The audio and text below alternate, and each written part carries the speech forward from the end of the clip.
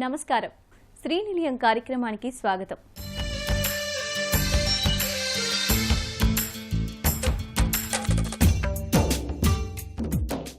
ఇంటి నిర్మాణంలో వచ్చిన నూతన పోకడలు, ఇంటి ముస్తాబుకు సంబంధించిన తాజా విశేషాలు, స్థానిక సంస్థలు అందిస్తున్న సదుపాయాలతో మీ ముందుకొచ్చింది ఈ వారం శ్రీనిలయం. ఇల్లు అనేది ప్రతి కుటుంబానికి అత్యవసరమైందని అందరికీ తెలిసిందే. ప్రతి ఒక్కరూ సొంతింటిని సాకారం చేసుకోవాలి అనుకుంటారు.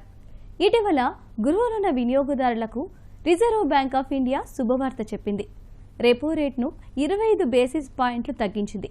ద్రవ్యోల్బలాన్ని దృష్టిలో పెట్టుకుంటూనే వృద్ధికి ఊతమివ్వాలనే ఉద్దేశంతో 25 బేసిస్ పాయింట్ల మేర రెపో రేట్ను తగ్గిస్తున్నట్టు ఆర్బీఐ గవర్నర్ తెలిపారు.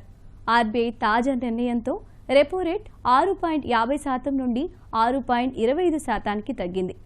5 ఏళ్ల నుంచి వడ్డీ రేట్లు పెరగడం తప్ప తగ్గడం చూడని గృహ రుణదారులకు ఇది ఊరట కల్పించే అంశమనే చెప్పాలి. గృహ రుణ వడ్డీ రేట్లు తగ్గుదల అనే అంశంపై ప్రత్యేక కథనం శ్రీనిలయం స్థిరాస్తిలో.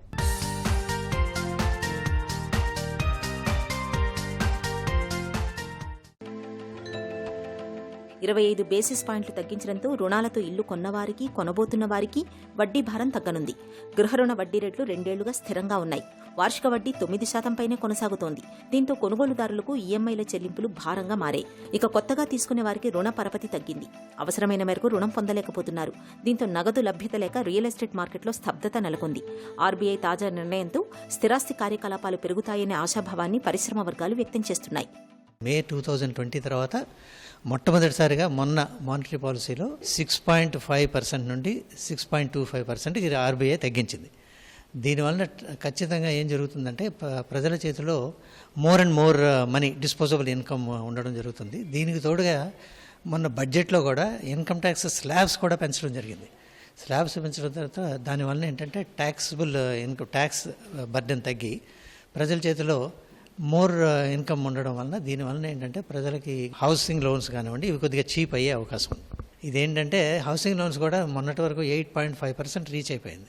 అలాగే మిగతా బ్యాంకులు కూడా వాళ్ళ డెసిషన్ తీసుకుని రేట్ ఆఫ్ ఇంట్రెస్ట్ తగ్గించడం వలన ప్రజలకు కూడా ఈఎంఐ బర్డెన్ తగ్గుతుంది. ఈఎంఐ బర్డెన్ తగ్గడం వలన లోన్స్కి రావడం, డిమాండ్ క్రియేట్ జరుగుతుంది. అసలు మెయిన్ ఉద్దేశం డిమాండ్ క్రియేట్ చేయడం అనేది, జీడిపి గ్రోత్ రేట్ రావాలి, డిమాండ్ క్రియేట్ చేయాలనేది గవర్నమెంట్ ఉద్దేశం.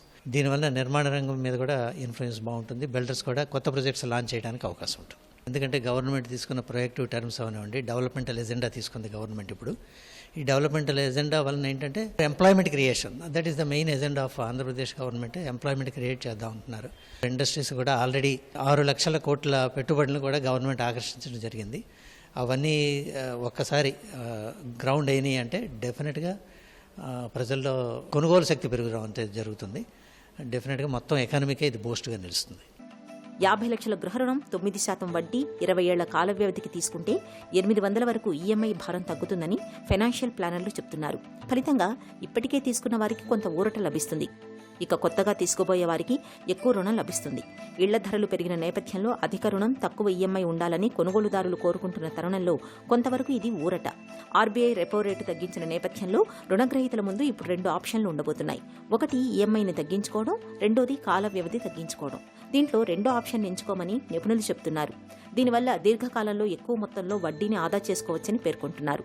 ఈ ఉదాహరణనే మళ్లీ తీసుకుంటే 50 లక్షల రుణంపై 9% వడ్డీ రేటు కింద 20 ఏళ్లకు 57.96 లక్షలు వడ్డీ చెల్లించాల్సి ఉంటుంది. ఆర్బీఐ తాజా నిర్ణయంతో 8.75% వడ్డీ తగ్గినప్పుడు ఈఎంఐని స్థిరంగా కొనసాగిస్తే దాదాపు 10 నెలల గడువు తగ్గుతుంది. దీంతో వడ్డీ మొత్తం 53.6 లక్షలకు తగ్గుతుంది. తద్వారా 4 లక్షల పైన ఆదా అవుతుంది. కాబట్టి రుణ కాల వ్యవధి ఆప్షన్ ఎంచుకోవాలని నిపుణులు సూచిస్తున్నారు. రిజర్వ్ బ్యాంకు మన రెపో రేట్ని 6.5 నుంచి 6.25కి తగ్గించింది. గృహాలు లేని వాళ్ళు గృహాలు చేసుకోవడానికి కానీ కొనుక్కోవడానికి, అట్లాగే ఇంతమందికి అభివృద్ధి చేకూరే విధంగా ఇది ఉంటుందండి. ముఖ్యంగా ఏంటంటే ఈఎంఐ తగ్గడం వల్ల వాళ్ళకి వినియోగ శక్తి పెరుగుతుంది. ఆ మిగిలిన డబ్బులతో వాళ్ళు ఇంకా అధిక మొత్తంలో రుణాలు పొందవచ్చు, లేదా ఆ మిగిలిన మొత్తంతో వాళ్ళు వేరే రుణాలు లేదా టాపప్ రుణాలు పొందవచ్చండి. దీనివల్ల మనకి ముఖ్యంగా అన్ని రకాల రంగాల వారికి దీనివల్ల మనకి లబ్ధి చేకూరుతుంది. ముఖ్యంగా మా బ్యాంక్ ఆఫ్ బరోడాకి వచ్చినట్లయితే మేము 8.15% అతి తక్కువ వడ్డీ రేట్ నుంచి మేము వడ్డీ రుణాలు మొదలవుతున్నాయి సార్. అట్లాగే మహిళలకి ప్రత్యేకంగా 0.1% మేము ఇంకా అధిక రాయితీ ఇస్తున్నాము. మన దగ్గర ఎవరైతే ఆల్రెడీ కొంచెం అధిక వడ్డీ రేటుకి తీసుకున్నారో వాళ్ళకు కూడా మనకి తగ్గించేటువంటి అవకాశం ఉంది సార్. దానివల్ల వాళ్ళు కూడా తక్కువ వడ్డీ పట్టడం వల్ల వాళ్ళకి కొంచెం ఆదాయం మిగులుతుంది. దాంతో వాళ్ళు ప్రత్యేకంగా మళ్ళీ ఏదైనా ఇంట్లో గృహ అవసరాలకి లేకపోతే ఇంటి యొక్క రెనోవేషన్కి అలాంటి వాటికి కూడా వాళ్ళు మళ్ళీ టాప్అప్లోనే ఫెసిలిటీ ఉంది సార్, అది తీసుకోవచ్చు. లేదా పిల్లలకి ఎడ్యుకేషన్ లోన్ కానీ లేకపోతే వేరే అవసరాలకు కూడా వ్యక్తిగత రుణాలు కావాలన్నా అవన్నీ తీసుకోవడానికి ఈఎంఐ తగ్గడం వల్ల వాళ్ళకి ఈ వనరులు పెరగడంతో ఆదాయ వనరు కొంత పరిమితంగా ఈఎంఐ తగ్గడంతో వాళ్ళకి అధిక లాభం చేకూరుతుంది. ఇటీవల ఆర్బీఐ బడ్జెట్లో రెపో రేట్ను తగ్గింపుతో నిర్మాణ రంగంలో ఎలాంటి ఉపశమనం కలుగుతుంది? అలాగే ఆదాయపు పన్ను మినహాయింపుతో గృహ మార్కెట్కు ఎలాంటి వృద్ధి కలుగుతుందో ఇప్పుడు నిర్మాణ రంగ నిపుణుల మాటల్లో తెలుసుకుందాం. మంచి క్రెడిట్ స్కోర్ ఉన్న రుణగ్రహీతలు ఇతర బ్యాంకులు తమకు తక్కువ వడ్డీకి రుణాన్నిచ్చే అవకాశాలు ఏమైనా ఉన్నాయా అనేది పరిశీలించవచ్చు. 8.75% వడ్డీకి రుణం తీసుకున్న వారు 8.25% మారితే 20 ఏళ్ల వ్యవధి రుణంపై లక్షకు వడ్డీ 14,480 రూపాయలు ఆదా అవుతుంది. ఇక 15% పొదుపు చేసుకోవచ్చు అని నిపుణులు చెబుతున్నారు. ఇటీవలి పన్ను మినహాయింపులు ఇప్పుడు వడ్డీ రేట్ల తగ్గింపును పరిగణనలోకి తీసుకుంటే వేతన జీవులకు మంచి ప్రయోజనం కలిగించే అంశాలేనని నిపుణులు చెబుతున్నారు. రెపో రేటు తగ్గింపు ప్రభావం రుణగ్రహీతలకు సానుకూలంగా ఉంటుంది. ఇదే తరుణంలో బ్యాంకుల్లో ఫిక్స్డ్ డిపాజిట్లు చేయాలని ఆలోచిస్తున్న వారికి ప్రతికూలమని చెప్పాలి. డిపాజిటర్లను ఆకర్షించేందుకు కొన్ని బ్యాంకులు ప్రత్యేక పథకాలను అందుబాటులోకి తెచ్చాయి. వడ్డీ రేట్లు తగ్గుతున్న క్రమంలో ఇలాంటివి ఇక నుంచి రాకపోవచ్చు. వడ్డీ రేట్లు కాస్త తగ్గాయి కాబట్టి కొత్తగా రుణం తీసుకునే వారికి మంచి అవకాశంగా చెప్పొచ్చు. క్రెడిట్ స్కోర్ 750కి మించి ఉన్న వారికి బ్యాంకులు వడ్డీలో 0.5% నుంచి 0.5% వరకు తగ్గింపును ఇస్తున్నాయి. వీటిని పరిగణనలోకి తీసుకుంటే కాస్త తక్కువ వడ్డీ రేటుకే రుణం తీసుకోవచ్చు. వడ్డీ తక్కువగా ఉన్నప్పుడు రుణ అర్హత పెరుగుతుంది. ఎప్పుడైతే బ్యాంక్స్ ఆర్బీఐ నుంచి బారో చేస్తున్నాయో ఆ ఇంట్రెస్ట్ రేట్ మీద 25 బేసిస్ పాయింట్ తగ్గుతుంది. అంటే cheaper funds are available to banks.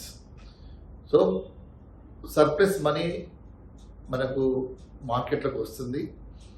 తర్వాత ఈ ఇన్కమ్ ట్యాక్స్ సేవింగ్స్ కూడా ఉంటుంది కాబట్టి ఈ మిడిల్ క్లాస్ వాళ్ళు ఇప్పటి వరకు ఉన్న దానికంటే అడిషనల్గా బెనిఫిట్ పొందుతారు. వాళ్ళకు ఈ సేవింగ్స్ వల్ల కూడా ఇన్కమ్ ట్యాక్స్ సేవింగ్స్ వల్ల కూడా దాన్ని బట్టి కూడా వాళ్ళకి అడిషనల్గా లోన్స్ వస్తాయి. క్వాంటమ్ ఆఫ్ అమౌంట్ పెరుగుతుంది, లోన్ అమౌంట్. ప్లస్ ఇక్కడ రేట్ ఆఫ్ ఇంట్రెస్ట్ కూడా తగ్గిస్తుంది కాబట్టి ఆర్బీఐ. సో దానివల్ల కూడా బ్యాంక్ లెండింగ్ రేటు కూడా తగ్గుతుంది. అకార్డింగ్ హోమ్ లోన్ రేట్ తగ్గుతుంది కాబట్టి సో హోమ్ లోన్ తీసుకునే వాళ్ళకి గతంలో కంటే ఇప్పుడు ఎక్కువ quantum of amount home loan amount దొరకడానికి వీలవుతుంది. అంటే ఎలిజిబిలిటీ పెరుగుతుంది. ఒక మంచి ఫ్లాట్ కొనుక్కోవడానికి, ఇల్లు కొనుక్కోవడానికి వాళ్ళకి ఎలిజిబిలిటీ పెరుగుతుంది. Definitely it's a welcome step. Existing ఉన్న ఈఎంఐ వాళ్ళకు కూడా తగ్గుతుంది. వాళ్ళ ఈఎంఐ తగ్గుతుంది లేదా సేమ్ ఈఎంతో పీరియడ్ తగ్గుతుంది. నెంబర్ ఆఫ్ ఇన్స్టాల్మెంట్స్ తగ్గుతాయి. That is also welcome step. So ఓవరాల్గా ఇది రియల్ ఎస్టేట్ ఇండస్ట్రీ పుంజుకోవడానికి మనకు దోహదపడుతుందని చెప్పొచ్చు. మారుతున్న కాలంతో పాటు మనం ఉపయోగించే వస్తువులు కూడా స్మార్ట్గా మారిపోతున్నాయి. మనిషికి ఏమాత్రం అసౌకర్యం కలగకుండా అనేక ఆధునిక ఉత్పత్తులు మార్కెట్లోకి వస్తున్నాయి. ఇప్పటికే స్మార్ట్ ఫోన్, స్మార్ట్ టీవీలు, ఇతర వస్తువులు మానవ సేవలో తరిస్తుండగా మరికొన్ని గృహోపకరణాలకు కూడా ఇంట్లోకి వచ్చేందుకు సిద్ధంగా ఉన్నాయి. సౌకర్యంతో పాటు పని తేలికగా చేస్తాయని స్మార్ట్ హోమ్లపై మన దేశంలో గృహ నిర్మాణ సంస్థలు చాలా ఆసక్తిగా చూపిస్తున్నాయి. నవతరం గృహ యజమానులు సాంకేతికతను అందిపుచ్చుకుని ఇంటీరియర్కు అధిక ప్రాధాన్యం ఇస్తున్నాయి. భారమైనా సరే తమ అభిరుచికి తగ్గట్టుగా రూపకల్పన చేయించుకునేందుకు ఖర్చుకు వెనకాడడం లేదు. ఒక్క విలాసవంతమే కాదు, సౌకర్యంగానూ అందంగానూ తమ కలల గృహాన్ని తీర్చిదిద్దుకుంటున్నారు. మరి ఈ నేపథ్యంలో స్మార్ట్ ఫోన్స్, అవి అందించే సౌకర్యాలపై శ్రీనిలయంలో ప్రత్యేక కథనం.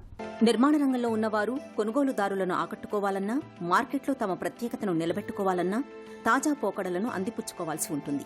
ఈ విషయంలో నగరంలోని నిర్మాణ సంస్థలు ముందుంటున్నాయి. ప్రస్తుతం హరిత భవనాల నిర్మాణాల పోకడ నడుస్తోంది.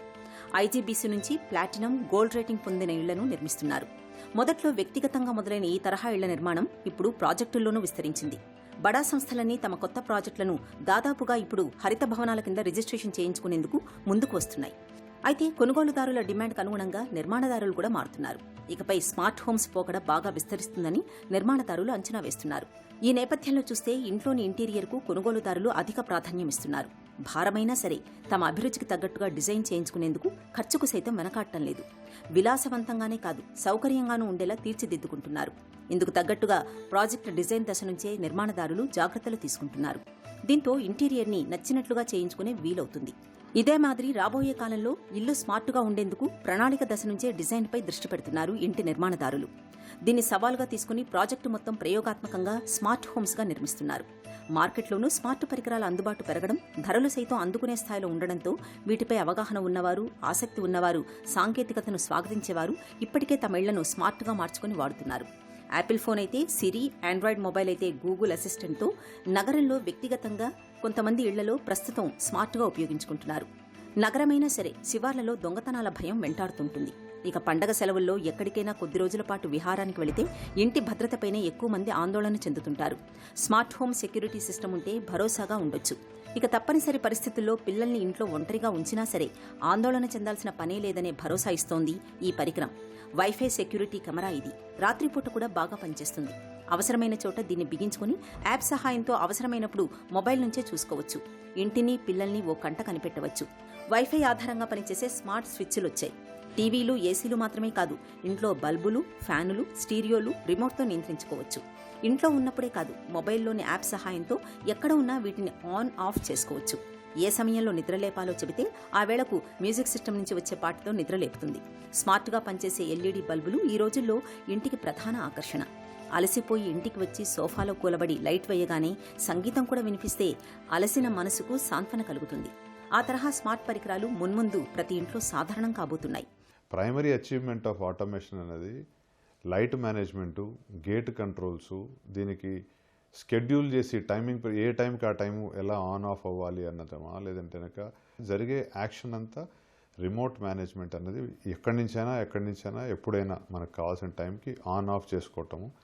లైట్ వెలిగినప్పుడు కర్టన్ ఓపెన్ అవ్వాలా, గేట్ ఓపెన్ అవ్వాలా, కార్ వచ్చినప్పుడు గేట్ దగ్గర ఆటోమేటిక్గా గేట్ ఓపెన్ అవ్వాలా అన్నది ఆటోమేషన్ సార్. కాన్సెప్ట్ అది. ఆటోమేషన్ వల్ల మీకు వచ్చే మేజర్ ఉపయోగము 30 to 40%, 30-40% power saving is the main achievement అండి. అంటే మనకేదో మతిమరుపు వచ్చిందని కానీ, లేదంటే మనం బద్ధకంతో వెళ్ళి స్విచ్ ఆన్ ఆఫ్ చేయటం అనేది లేకుండా ఏ టైంకి ఆ టైం షెడ్యూల్ చేస్తున్నాం కాబట్టి పొద్దున 6ంటికి లైట్ ఆఫ్ అయిపోవాలంటే ఆఫ్ అయిపోవాలి. బయట కాంపౌండ్ వాల్ లైట్లో చాలాసార్లు మనం చూస్తుంటాం, బయట కాంపౌండ్ వాల్ లైట్ వెలుగుతూనే ఉంటుంది, లేదంటే కనుక సాయంత్రం అయ్యేటప్పటికి లైట్ వేయటం మర్చిపోయామే అనుకోవటం.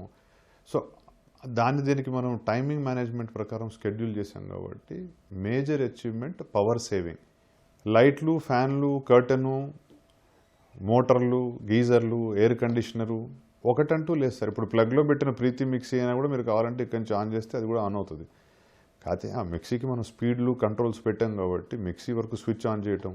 ఇప్పుడు టీవీ ఆన్ చేస్తాం సార్, ఏసీ ఆన్ చేస్తాం, దాని తర్వాత 2 రిమోట్లోనే బటన్స్ ఉండేది. ఆన్ చేయటం కోసం మీరు దీన్ని ఆటోమేషన్ వాడచ్చు. దేన్నైనా ఆన్ ఆఫ్ చేయటం ఈజ్ ఈజియెస్ట్ థింగ్. ఇల్లు పాత కొత్త అన్న కాన్సెప్ట్ ఉండదండి. పాతదైనా కొత్తదైనా కానీ మనకి ఇంట్లో ఉండేది స్విచ్ బోర్డే ఉంటుంది.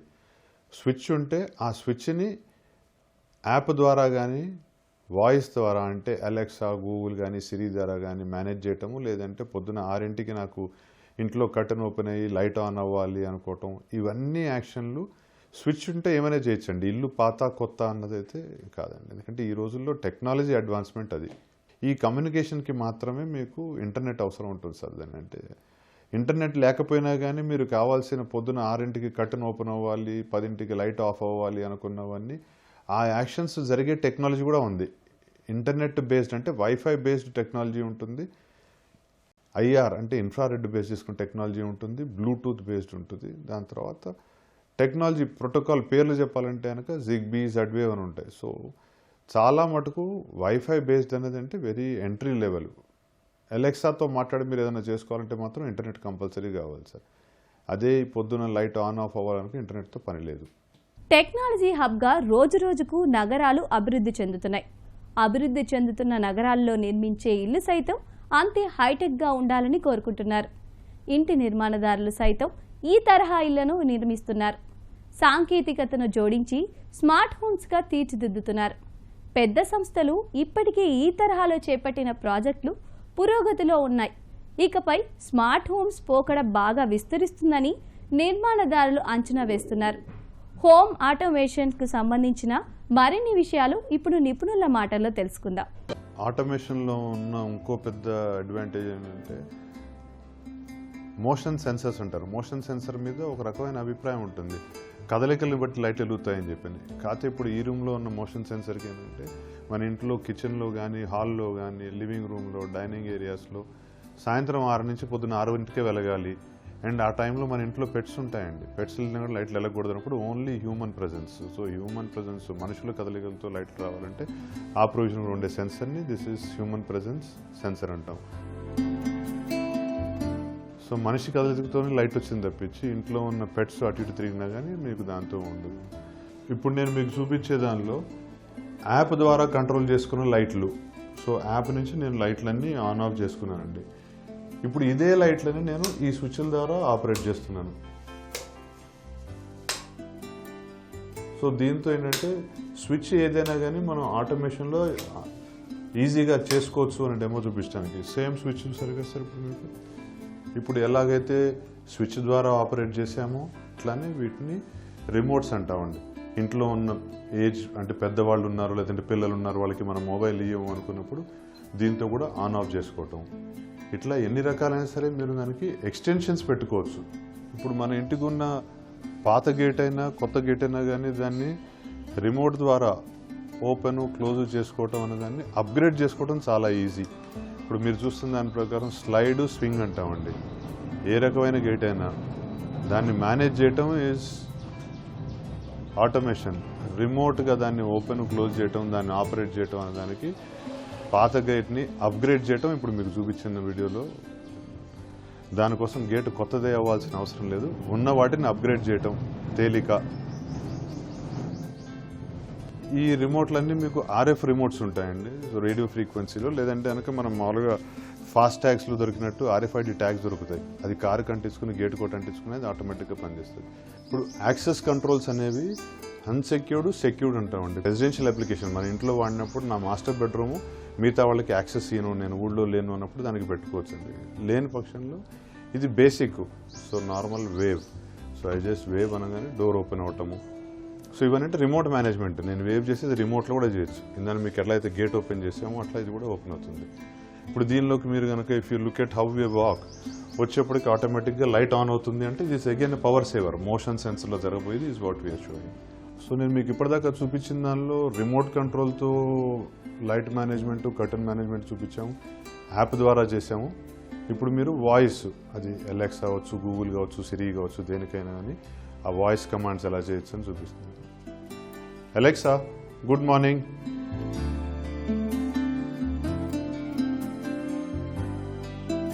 దీనిలో ఇప్పుడు ఈ స్విచ్ చూస్తే ఇప్పుడు మన ఇంట్లో నార్మల్గా ఉండే స్విచ్, దీన్ని కూడా మనం ఇక్కడి నుంచి యాప్లో మేనేజ్ చేస్తున్నాం కాబట్టి ఏ స్విచ్నైనా స్మార్ట్గా, ఇంటెలిజెంట్గా చేసుకోవటానికి అవకాశం ఉంది.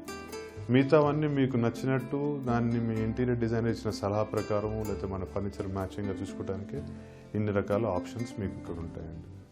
ఈ ఆటోమేషన్ అనేది చాలా లగ్జూరియస్, ప్రీమియము. దీనికి ఒక రకమైన ఒక బిజినెస్ పరంగా మేము దానికి ఇచ్చే దీనివల్ల కస్టమర్కి అవగాహనలో ఇది చాలా ఎక్స్పెన్సివ్ అనుకోవటం అన్నది ఒక మిస్కాన్సెప్షన్ అండి. కాస్ట్లీ అఫేర్ కాదు, లగ్జరీ అఫేర్ కాదండి.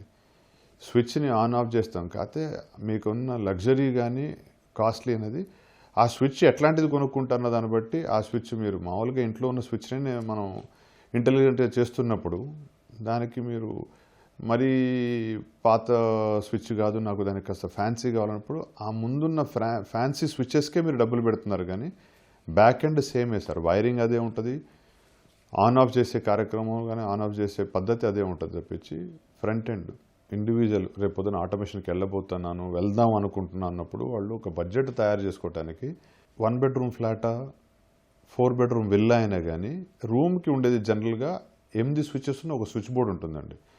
ఒక స్విచ్ బోర్డుకి ఓన్లీ బడ్జెట్ చేసుకోవాలని చెప్పంటే 10,000 రూపాయల నుంచి 50,000 రూపాయల వరకు ఒక స్విచ్ బోర్డ్ కాస్ట్ అవుతుంది. దాన్ని బట్టి మీరు స్విచ్ బోర్డ్ మేనేజ్మెంట్ కోసం అది బడ్జెట్ చేసుకోవచ్చు. అసలు స్విచ్ మార్చుకోకుండా ఉన్న స్విచ్ నుంచి నేను ఆపరేట్ చేసి దాన్ని ఇంటెలిజెంట్ చేసుకుంటా అంటే అది కూడా పాసిబుల్. సో బడ్జెటింగ్ కోసం అయితే కనుక 10,000 రూపాయల నుంచి 50,000 రూపాయలు, అంటే 10,000, 20,000, 30,000, 40, 50. సో ఈ బడ్జెటింగ్ చేసుకోవచ్చు అండి. అన్నిటికీ యాక్షన్ ఒకటే వస్తుంది. ఇది నేటి శ్రీనిలయం. ఈ కార్యక్రమానికి సంబంధించిన అభిప్రాయాలు, సందేహాలు మాకు తెలియజేయండి. మా చిరునామా శ్రీనిలయం, ఈటీవీ రామోజీ ఫిలిం సిటీ, హైదరాబాద్ 501512. మా ఇమెయిల్ అడ్రస్ srinilayam@etv.co.in. మరికొన్ని తాజా అంశాలతో వచ్చే వారం మళ్ళీ కలుద్దాం. అంతవరకు సెలవు. నమస్తే.